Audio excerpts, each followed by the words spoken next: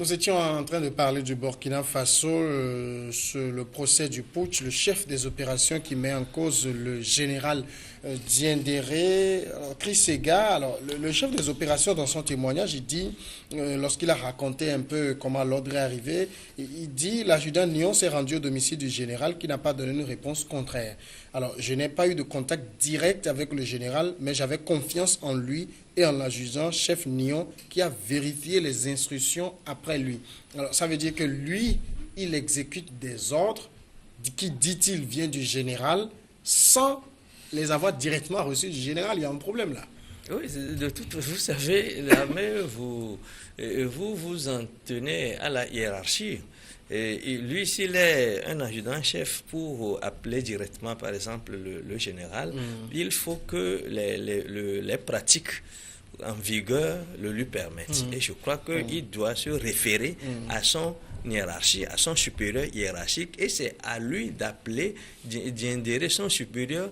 Un supérieur appelle un autre supérieur, comme c'est une chaîne de commandement, et c'est comme cela que ça se passe dans l'armée. Sinon, vous ne franchissez pas comme ça des maillons pour aboutir à celui qui est justement, le plus sur le fait, il dit, interrogé sur le fait de n'avoir pas avisé d'autres supérieurs hiérarchiques, dont son commandant d'unité, le prévenu qui comptait 32 ans de service au sein du RSP, a expliqué qu'il y avait un climat de méfiance, une rupture de confiance. Absolument. Parce qu'il s'agit bien d'un coup d'État. Ça conforte la thèse qu'il s'agit d'un coup d'État. On ne peut pas mettre tout le monde dans la danse parce que ce n'est pas une opération régulière où on se réfère forcément à son supérieur. Il s'agit ici, cela conforte la thèse qu'il s'agit bien d'un coup d'État en ce sens qu'on ne va pas mettre quand même toute l'armée dans le secret parce qu'il existe bien des gens qui seront contre ça, qui vont peut-être informés, et donc il faut rassembler le moins possible pour peut-être être efficace. Donc cela ne m'étonne pas du tout parce que qu'on prépare un coup d'État, on n'appelle pas n'importe qui et on ne les appelle pas n'importe comment, mais on n'utilise que les gens qui sont fidèles, les gens qui se connaissent, les gens qui se sont jurés peut-être fidélité. Et je voudrais dire par ailleurs que celui-là, l'adjudant-chef là, qui a été le meneur, c'est sans doute, il va se dire que c'est un honneur qu'on lui fait, parce que c'est quelqu'un qui est d'abord proche de la retraite, qui a déjà 32 ans de service derrière, et qui en principe devrait aller à la retraite, qui peut-être voit s'ouvrir un autre créneau pour se faire valoir. Pour monter peut-être en galon. Oui, absolument. Mais bon, je crois qu'il ne va plus monter en galon, il sera peut-être major, tout simplement parce que lorsque vous êtes sous vos officiers, vous finissez major. Et c'est le plus qu'on puisse vous faire. Mais ce qu'on peut, c'est peut-être lui trouver une autre place dans la vie civile. On ne sait pas. Il peut le faire monnayer. Celui-là, c'est peut-être, il se dit que c'est peut-être une manne qui tombe du ciel. Et il est peut-être quelqu'un qui est efficace. Parce que vous savez, les coups d'État, généralement, sont menés par les hommes de rang. Ce ne sont pas les officiers qui vont au charbon, mais ce sont les gens qui tiennent les armes, qui tirent, ce sont des gens qui commandent. Parce que justement, quand il parle des autres, il dit, j'ai appelé quelques éléments, dont Rambo, c'est l'adjudant Moussa Nébié qui s'appelle Rambo, qui connaissait les lieux et qui ont le sang-froid. Absolument, parce que, vous savez, dans l'armée, ceux qui font souvent ces coups de feu-là, ce sont les gens, les officiers non supérieurs, mais c'est les adjudants, chefs, les sergents, chefs, etc. Ce sont des hommes de rang qui manipulent les armes tous les jours. Donc, ce sont généralement les coups d'État se reposent sur cela. Et on n'a pas fait autre chose, par exemple, au Burkina pour ce coup d'État-là. Je crois que le procès est dit. Mais, je le disais tout à l'heure, il s'agit du procès d'une époque. Une époque où l'autorité était tout à fait entièrement entre les mains des militaires. Parce que vous n'oubliez pas sans doute que c'est un autre militaire qui a été déchu de ses fonctions, renvoyé par pas la rue et que Diendéré, parce que tout à l'heure, tu posais la question de savoir, mais pourquoi ce coup d'État? Ça peut quand même se comprendre.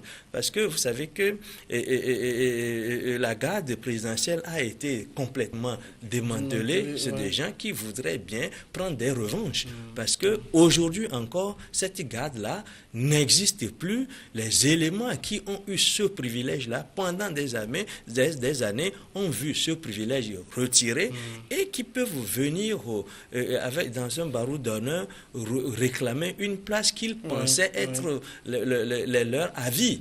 Et je crois que c'est dans ce contexte-là qu'il faut replacer les choses pour comprendre les motifs, les motifs de leur action. Ça n'a pas marché parce que le peuple a été vigilant. Le peuple n'a pas voulu se faire voler et cette victoire-là, aussitôt, et que le peuple a veillé au grain, il y a eu des morts, mais quand même le coup d'État a échoué. Alors, docteur, on voit, ce sont les sous-officiers qui s'expriment jusqu'à présent. Celui qui parle aujourd'hui, l'adjudant-chef-major Éloi Badiel est le 8e accusé qui paraît. Est-ce qu'on aura aussi cette boulimie de parole de la part du général quand son tour viendra de comparaître? Non, ce n'est pas là où je ne suis pas trop d'accord. C'est-à-dire qu'un sous-officier qui reçoit d'un autre sous-officier le droit de faire quelque chose, et ils seront lourdement condamnés. Je ne parle pas d'Indiré, je parle de ces sous-officiers. Parce qu'il y a une procédure à faire. Vous êtes adjudant-chef, vous êtes sergent-chef, vous recevez de votre adjudant de faire ça. Normalement, il peut exécuter sans rien demander. Mais l'adjudant-chef devrait au moins avoir l'avis de son commandant de régiment. Là où ils auront une circonstance peut-être atténuante, c'est que le chef de l'État a été dégagé, que l'État est pratiquement déconfiture. Blaise Compaoré a été évacué du Burkina et on peut considérer que c'est Diendéré qui est le chef de la garde présidentielle, qui est encore un chef sous entre guillemets. Et donc, mais là, il y aura peut-être des officiers qu'on va interroger. Les avocats sont habiles. Ils vont pas se contenter d'interroger seulement Diendéré et ses sous-officiers, mais toute la chaîne sera interrogée pour voir est-ce que vous étiez au courant. Qu'est-ce que vous avez fait? Quand vous étiez au courant, qu'est-ce que vous avez fait avec Diendéré? Diendéré est mal barré, ça c'est sûr. Mais justement, quand lui, il dit qu'on lui a dit d'aller arrêter le chef de l'État, le Premier ministre et 2 autres membres du gouvernement, mais on ne lui a pas dit que c'est un coup d'État. C'est quand même très léger comme... Non, quand les avocats vont lui... ils vont le dépouiller, ils vont comment on appelle, déplumer correctement. Parce que, on peut lui faire 2 heures d'interrogatoire, il ne va pas s'en sortir. Vous ne pouvez pas aller arrêter un chef d'État, son premier ministre, et vous dire que ce n'est pas un coup d'État. Et puis la question qu'on peut se poser aussi, c'est à qui profite le coup d'État? En dernier ressort, parce que tu consommes les conséquences d'un acte que tu n'as pas posé. C'est par quel opportunisme? Donc, je crois que la question essentielle ici, c'est de savoir à qui profite, puisque c'est lui qui a pris le commandement après le coup d'État. Donc, s'il dit que la situation lui est profitable et que cependant, ce n'est pas lui qui l'a déclenché, je crois qu'il y a une contradiction. Non, ça sera chaud comme contre-interrogatoire, si vous voulez, quand les avocats de la défense vont se mettre en route. À poser des questions. D'accord, on suit cela de très près, en tout cas, à chaque fois qu'il y aura du nouveau. On abordera cela dans Regard croisé. Deuxième sujet, Afrique-Guinée.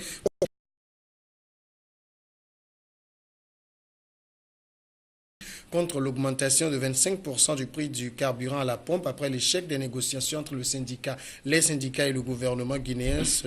Au moins 10 000 personnes, selon les organisateurs de cette marche de la colère, 5 000 à 6 000 selon la police, ont protesté contre cette hausse en vigueur depuis le 1er juillet.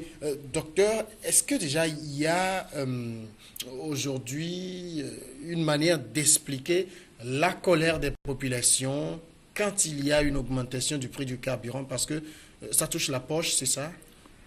Oui, ce n'est pas que ça touche la poche, mais en Guinée, j'ai fait 4 ans en Guinée, donc ils avaient un problème particulier.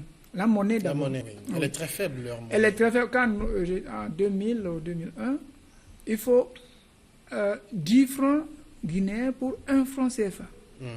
Donc si vous avez 1 million de francs, c'est 100 000 francs.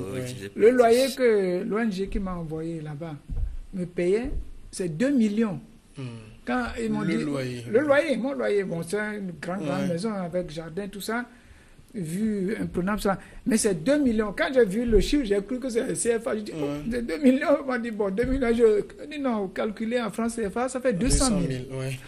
Bon, alors, le pétrole est livré en dollars. Ils achètent en dollars et quand ça arrive sur le marché, le problème, c'est que cette monnaie danse le tango. Demain, c'est l'heure. Demain, et tous les jours, nous allions vérifier le cours du dollar. Le cours du dollar par rapport à la monnaie et le cours de la monnaie. Donc, on n'est jamais arrivé, alors que nous avons une comptabilité aussi dans notre société qui nous a utilisé. C'est tout un problème de calculer combien le carburant a coûté ce mois-ci.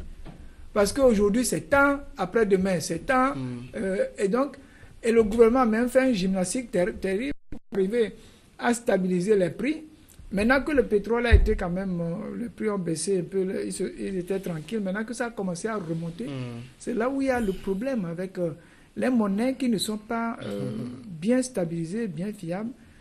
On n'a pas trop de ces problèmes ici parce que la différence, les fluctuations du dollar, par exemple, du baril de pétrole, n'influent pas trop chez nous. On sait à peu près combien. Mais en Guinée, la monnaie guinéenne est revenue une fois, 1 franc pour 15, 1 franc CFA pour 15 francs guinéens. Et c'est arrivé à 1 franc CFA pour 20 francs guinéens. Donc, vous voyez, si vous avez 1 million de francs CFA, vous voyez ce que ça vous donne. Et c'est ça, c'est les importations, le gouvernement. Je ne sais pas si c'est une bonne affaire, ces petites monnaies. C'est le Dalasi en Gambie, c'est la même chose. Vivement qu'on ait, si on veut avoir une monnaie propre à l'Afrique, on ait une monnaie pour une grande zone comme la CEDEAO. Comme ça, au moins, on a... Il me semble qu'il y a un projet comme ça qui parce que si c'est des petites monnaies là, unique pour la communauté. Alors, sur la question de l'augmentation même des prix du carburant, Chris Sega, la colère se comprend? On a vu par exemple un cas pareil au Togo. C'est cette référence-là que je voudrais faire et demander, même chaque fois qu'il y a augmentation de prix, je crois que personne ne veut qu'il y ait cette augmentation parce que vous avez beau expliquer que c'est pour telle ou telle raison, personne ne veut qu'il y ait augmentation de prix à partir du moment où son revenu n'a pas connu d'augmentation. Vous voyez, c'est ça le paradoxe. Généralement, dans nos pays pauvres, dans les pays africains, il y a cette fluctuation au niveau de la monnaie. Et depuis toujours, les prix augmentent, mais il n'y a jamais eu d'augmentation conséquente. C'est ça. C'est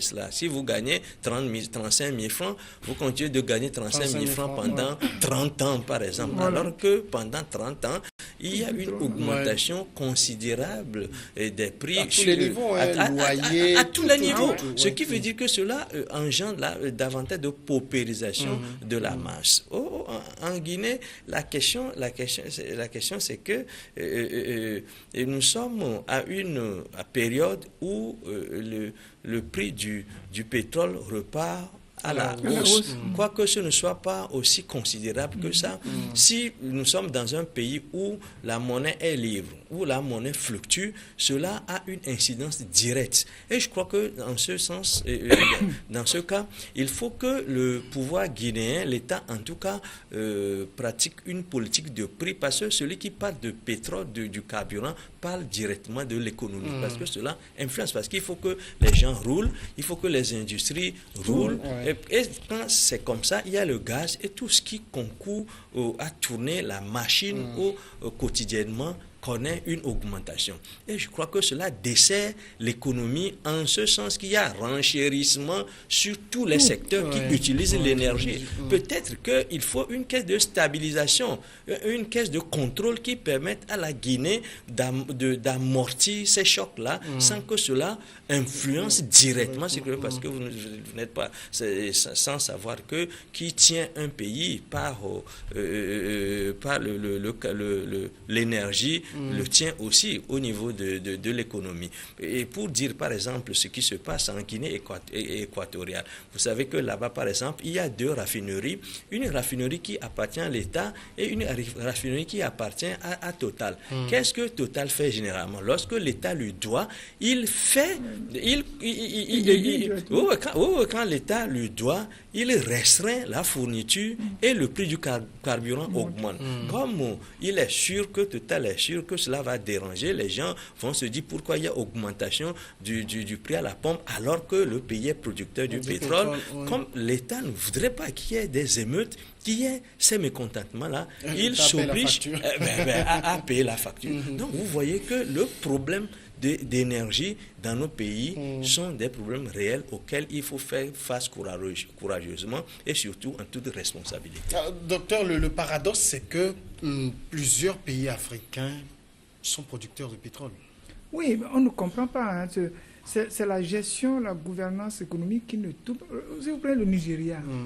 Mais le premier producteur de pétrole du continent. Oui, mais on ne comprend pas que le Nigeria ait des problèmes de carburant. Mais vous savez aussi que c'est le pays où, vous avez suivi la fois passée, on va pomper, les pipelines sont percés, les gens pompent là-bas. Il y a même la fois passée un bateau au large qui fournissait on a séquestré un bateau et qui fournissait du pétrole à des bateaux étrangers. Et c'est la corruption maximum. Tout le boudet qu'on nous amène ici, là, ça vient du Nigeria. Quand j'étais au Bénin, on allait à la frontière, là, on l'appelle Koweït City. Les Béninois appellent la frontière du Bénin Koweït City. À l'époque, on allait avec ma voiture, vous remplissez ça, et c'est 2000 francs avec le carburant frelaté. Comment voulez-vous qu'un pays qui produit le pétrole puisse s'en tirer? Le Gabon, c'est la même chose, Guinée équatoriale. Mais on n'a pas eu de programme. Lorsque le programme de production de pétrole est arrivé, les pays ont cru que c'était fini. Et ils ont laissé les autres secteurs, l'agriculture, tout ça. Parce qu'au Nigeria, ils ont tout. Le climat est bon, ils ont du gaz, ils ont du pétrole. C'est pas un pays qui peut être pauvre. On a tout fait reposer sur le pétrole, alors qu'ils ont un climat terrible. Donc, les pays africains, c'est une question de mauvaise gouvernance. Au Gabon, c'est la même chose. Guinée équatoriale, c'est la même chose. Au Cameroun, c'est la même chose. Et c'est difficile. Mais il faut aussi dire que nous, les Africains, on a des gros problèmes. J'ai un ami blanc qui travaille sur une plateforme pétrolière qui appartient au Ghana, mais c'est à 80 km d'Accra, sur la mer. Est-ce que vous voyez un Ghanéen en train d'aller trouver du pétrole à 80 km dans la mer? Donc c'est les blancs qui sont tous là-bas. Et tous les noirs que vous trouvez sur ces bateaux de forage, c'est les gens, les cuisiniers. Et il y a des endroits, il nous a dit, où le noir ne rentre pas. Comment vous pouvez gérer cette production de pétrole? Et il y a plein de bateaux qui arrivent la nuit, ils donnent le pétrole. Quel Ghanéen va aller vérifier combien de barils on a fourni à ce bateau, tout ça? Surtout que tu ne peux pas rentrer dans certains secteurs du pays, du bateau, qui fait près de 400 mètres. Donc, et tous les grands fonctionnaires, c'est des blancs. Voilà le problème. Donc, on a un gros problème sur ce point. Ce que disent par exemple au niveau de la Guinée, ce que disent les ONG, c'est qu'elles n'entendent plus payer les factures de la mauvaise gouvernance du régime. Alors, ce lien-là qu'on fait entre augmentation du prix du carburant et mauvaise gouvernance, est-ce qu'il est établi? Bon, quelque part, oui, mais le problème fondamental se pose au niveau des soucis de transformation. Vous savez que nous sommes producteurs du pétrole, mais nous ne transformons pas assez, nous n'avons pas assez de raffineries. Parce qu'au Nigeria, c'est pareil, et c'est pareil dans tous les pays producteurs. Parce que, et puis, les Occidentaux n'encouragent pas cette transformation. Et puis, il faut dire aussi que les États producteurs du pétrole utilisent souvent le pétrole comme un outil politique. Parce que ils subventionnent le carburant à la pompe pour que le prix soit à la portée. Je ne sais pas si c'est à la portée de la population, mais le prix est généralement subventionné. Maintenant que depuis 2014, il y a chute du prix du pétrole, vous allez constater que l'État n'a plus assez de rentrées pour subventionner et absolument l'État est en train de se désengager, ce qui fait que souvent nous constatons que les sociétés de raffinerie manquent aussi de liquidité, ne raffinent plus assez, ce qui conduit à cette pénurie. La deuxième cause, c'est aussi les trafics illicites. Parce que lorsqu'on parle, par exemple, du pétrole frelaté, est-ce que c'est du pétrole frelaté? C'est du carburant tout simplement, mais c'est du carburant qui est de contrebande, parce que c'est le même carburant qu'on utilise au Nigeria, raffiné par une société nigérienne que nous avons ici. Entre-temps, cela n'a pas été mélangé avec des produits illicites, etc. C'est du bon carburant. Et la preuve, c'est que lorsque on saisit le carburant ici, je ne me rappelle pas qu'une fois, on a rassemblé les journalistes pour leur dire qu'on a brûlé du carburant. Et on a brûlé du carburant. Vous comprenez? On a brûlé du carburant quelque part. Ou bien on a versé ça. Voilà. Et donc, les trafiquants accusent que c'est ceux qui viennent prendre le pétrole qui les utilisent eux-mêmes. Donc, je ne sais pas si c'est vrai. Vous voyez. Donc, la question même de cette pénurie-là, on peut en parler pendant longtemps parce que il y a plusieurs facteurs qui conduisent à ça. Il y a même parfois le fait aussi que certains disent tout simplement qu'il y aura manque, pénurie. Ils annoncent pénurie alors qu'il n'y a pas forcément pénurie. C'est ce qui s'est passé par exemple, c'est ce qui s'est passé. La dernière fois, ça s'est passé. Oui, ça s'est passé en France, ça s'est passé ailleurs où on a dit. Et il est dit que c'est un syndrome, c'est un syndrome qui a un nom. Voilà. Un syndrome de prophétie auto-réalisatrice. C'est-à-dire, vous dites qu'il y aura tel, c'est faux, les prix flambent et ça fait les mêmes effets que s'il y avait problème. Je crois qu'il y a ça aussi. Il y a le fait politique aussi, que c'est ce qui s'est passé en Angola récemment, où on a dit que l'ancien régime qui a été de Santos, et le nouveau est arrivé, il veut dégommer et ceux qui tenaient l'appareil de la production et du coup, ils ont serré les vis pour que cela embête. On ne produit pas assez parce que la production, les stations d'essence, la plupart des stations d'essence sont entre les mains des généraux. Et les généraux ont serré les vannes pour qu'il y ait pénurie, pour que cela puisse déstabiliser le régime qui est venu remplacer celui de leur patron. Alors, de toute façon, docteur, chaque fois qu'il y a augmentation, les soulèvements, il faut s'y attendre. Non, il faut s'y attendre, c'est parce qu'effectivement, il a dit, les pays n'ont pas assez de liquidité pour subventionner. Sinon, dès que la Guinée, par exemple, si elle avait un peu d'argent, elle aurait subventionné au moins 15%, il ne resterait que 10%, les gens peuvent encore supporter. Mais lorsque ça arrive brusquement comme ça, qu'est-ce qu'on va faire on augmente 25%, mais 25% c'est quand même trop. Imaginez. 25, ça fait ça fait le quart du prix du litre d'essence. C'est difficile. Supposez qu'on fasse ça ici, tout le monde va se soulever aussi. De 500, ça passe à 750. À 750, vous allez avoir des problèmes. En tout cas, j'espère que le Togo en est à l'abri. Nous allons marquer la pause et puis juste après, on revient sur le Nigeria.